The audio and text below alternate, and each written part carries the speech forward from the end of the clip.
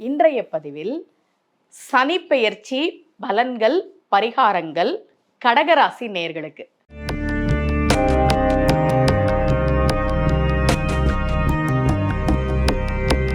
ரகசிய உண்மைகள் சேனலை பார்த்து கொண்டிருக்கும் உங்கள் அனைவருக்கும் சுமதி ஸ்ரீயின் அன்பு வணக்கம்.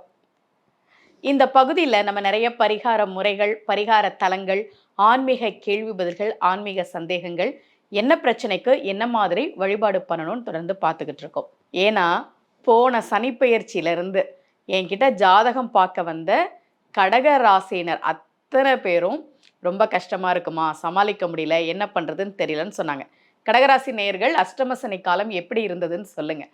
இல்லைங்க, நான் ரொம்ப சந்தோஷமாக இருந்தேன், எனக்கு ஒரு பிரச்சனையும் இல்லை, நான் ரொம்ப நல்லா இருந்தேன் அப்படின்னா சுய ஜாதகத்தில் யோக தசைகள் நடந்திருக்கலாம். ஆனால் அதுவுமே கூட ஒரு 10% அப்படி தான் இருக்கும். அஷ்டம சனியிலேருந்து யாருமே தப்பிக்க முடியாது. ஒரு பழமொழி மாதிரி ஒன்று சொல்லுவாங்க தெரியுமா? அகப்பட்டவனுக்கு அஷ்டமத்தில் சனி, ஓடி போனவனுக்கு 9ல் குரு. ஒரு தப்பு பண்ணிட்டு அல்லது தப்பே பண்ணாமல் ஒருத்தன் மாட்டிக்கிட்டு அடி வாங்குறான்னா அவனுக்கு அஷ்டமத்தில் சனி இருக்குமா? அகப்பட்டவனுக்கு அஷ்டமத்தில் சனி.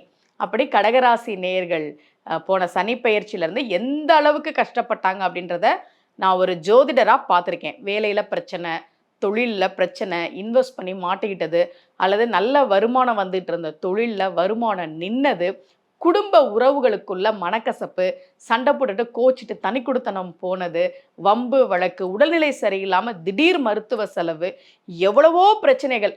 ஏதாவது ஒரு பக்கம் அடி வந்தால் தாங்கலாம், எல்லா பக்கமும் அடி வந்தால் என்னதான் பண்ணுறதுன்னு ரொம்ப தகச்சு போய் இருந்தவங்க கடகராசி நேயர்கள். வரக்கூடிய சனி பெயர்ச்சி உங்களுக்கு ரொம்ப அற்புதமான ஒரு பொற்காலமாக தான் நிச்சயமாக இருக்க போகுது. ஏன் அப்படின்னா, எதெல்லாம் உங்களை இந்த அஷ்டம சனி காலத்தில் கஷ்டப்படுத்திட்டு இருந்ததோ அந்த பிரச்சனைகள் எல்லாம் நிச்சயமாக விலகும்.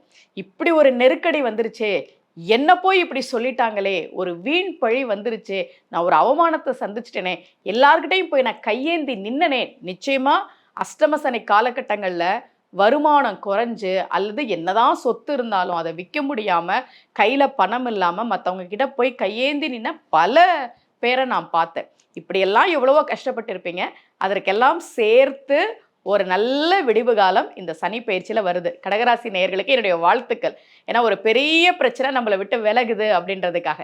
இந்த சனி பயிற்சி அடுத்து எப்படி இருக்கும்? முதல்ல அஷ்டம சனி விலகிடுச்சு அப்படின்னாவே நம்ம கவலைப்பட தேவையில்லை. அடுத்து வரக்கூடிய சனி பெயர்ச்சியில் இந்த மார்ச் மாதம் வருது இல்லையா, அந்த சனி உங்களுக்கு 3ஆம் இடத்தையும் 11ஆம் இடத்தையும் 6ஆம் இடத்தையும் பார்க்கிறது.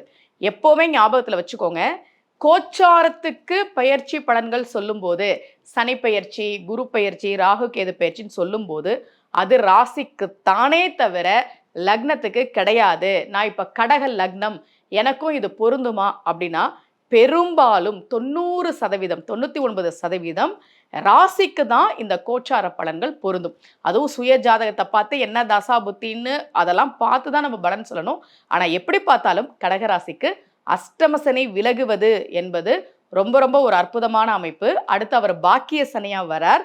3, 11, 6 ஆகிய இடங்களை பார்க்குறார். இந்த காலகட்டத்தில் நாம் என்ன பண்ணணும்? அஷ்டம சனி விலகிருச்சு உடனே எல்லா கஷ்டமும் போயிடுச்சு அப்படின்னு நினைக்கக்கூடாது. கஷ்டம் போயிடும். இருந்தாலும் உங்களுடைய தம்பி, தங்கச்சி, அண்ணன், அக்கா, இந்த சகோதர வர்க்கத்தோடு ஏதாவது மன வருத்தம், ஏதாவது ஒரு சின்ன சின்ன சண்டை, நம்ம ஒன்று சொல்ல போக அண்ணன் ஒன்று சொல்கிறது, தம்பி ஒன்று சொல்கிறது, அல்லது அண்ணனும் தம்பி, அக்கா, தங்கச்சி எல்லாம் சேர்ந்துட்டு நம்மளை ஒதுக்கி வைக்கிறது, இந்த மாதிரி ஏதாவது சின்ன சின்ன பிரச்சனைகளை கொடுக்கலாம். அதுக்கு நான் பரிகாரம் சொல்லிடுவேன், நீங்கள் கவலைப்படாதீங்க. இந்த மாதிரி பிரச்சனைகள் வரும்போது நாம் கொஞ்சம் விட்டு கொடுத்து அனுசரித்து போகணும். அதே மாதிரி யாரெல்லாம் இந்த அஷ்டமசனி காலகட்டத்தில் நோயால் அவதிப்பட்டீங்களோ, ஏன்னா ஒரு ஜோதிடராக நிறைய பார்ப்போம். சாதாரணமாக ஹாஸ்பிட்டலில் அட்மிட் ஆகிட்டு ஃபோன் பண்ணுறவங்களையும் நான் பார்த்துருக்கேன். ஒரு பெரிய நோய் வந்துருச்சுமா, என்ன பண்ணுறதுன்னு தெரியலை அப்படின்னு வருத்தப்பட்டவங்களையும் நான் பார்த்துருக்கேன். உடம்புல ஒரு நோய் வந்துருச்சு அல்லது நான் ஒரு ட்ரீட்மெண்ட் எடுத்துகிட்டு இருந்தேன், திடீர்னு ஒரு மருத்துவ செலவு வந்துருச்சுன்னா கண்டிப்பாக உடல் ஆரோக்கியம் கடகராசி நேயர்களுக்கு மேம்படக்கூடிய காலகட்டம். நான் கணிச்சு உங்களுக்கு சொல்கிறேன், நீங்கள் நம்புங்க. உடம்புல இருக்கக்கூடிய அந்த நோய்கள் நிச்சயமாக உங்களுக்கு குணமாகி, ஏதோ ஒரு மருத்துவ செலவு வந்துருச்சு, சமாளிக்க முடியல, உடம்புல தெம்பு இல்லை அப்படின்னா, உடல் ஆரோக்கிய குறைபாடு வந்தால் தான் வாழ்க்கையில ரொம்ப பெரிய கஷ்டமா இருக்கும். கண்டிப்பா அதிலிருந்து மீண்டு வரக்கூடிய காலகட்டமாக கடகராசி நேயர்களுக்கு இருக்கு. அதே மாதிரி எதிரிகளை ஜெயிக்கக்கூடிய காலகட்டமாகவும் இருக்கிறது. நல்லா ஞாபகம் வச்சுக்கோங்க. அஷ்டம சனியில யாரெல்லாம் உங்கள அழ வச்சாங்களோ, யாரெல்லாம் உங்கள அவமானப்படுத்துனாங்களோ, யாரெல்லாம் உங்கள கிண்டல் பண்ணாங்களோ, அவங்கள எதிர்த்து ஒரு வார்த்தை கூட சொல்ல முடியாம நம்ம மனசுலயே புழுங்கியிருப்போம் இல்லையா? அந்த எதிரிகள் கண் முன்னால ஜெயிக்கிற காலகட்டம் இந்த சனி பெயர்ச்சியில கடகராசி நேயர்களுக்கு நிச்சயமா இருக்கு. ஒரே ஒரு விஷயம் என்னன்னா, வேலை சார்ந்த விஷயங்கள்ல மட்டும் கொஞ்சம் கவனமா இருக்கணும். இன்னொரு கம்பெனில ஒரு நல்ல வேலை கிடைக்குதுன்னு இருக்கிற வேலைய விடுறது. அல்லது லாபம் வரும் அப்படின்னு வட்டிக்கு கடன் வாங்கி இன்வெஸ்ட் பண்ணி ஒரு தொழில் தொடங்குறது. இந்த மாதிரி வேலை, தொழில் சார்ந்த விஷயங்கள்ல மட்டும் நீங்க கொஞ்சம் கவனமா இருக்கணும். மத்தபடி அஷ்டம சனி விலகி சனி பகவான் உங்களுக்கு பாக்கிய சனியா வரார். அப்பா, தந்தை வழி உறவுகள் கூட ஏதாவது சின்ன சின்ன மன வருத்தங்கள் வந்ததுன்னா, அதெல்லாம் நீங்க பொறுமையா தான் கடந்து போகணும். கடகராசி நேயர்கள் இந்த அஷ்டம சனி முடிந்த பிறகு அடுத்து வரக்கூடிய அந்த சனி பெயர்ச்சி இருக்குல்லையா, அந்த காலகட்டங்கள்ல நான் உங்களுக்கு என்னென்ன நடக்கும் அப்படின்றத நான் சொல்லியிருக்கேன். அந்த பலன்கள், நற்பலன்கள் அதிகமாக கிடைப்பதற்கும், கெடுபலன்கள் குறைவதற்கும், திருவல்லிக்கேணி பார்த்தசாரதி பெருமாளை சனிக்கிழமையில போய் வழிபாடு பண்ணுங்க. நாங்க நாகர்கோவில்ல இருக்கோமா, திருவல்லிக்கேணிக்கு வரணுமே, என்ன பண்றது?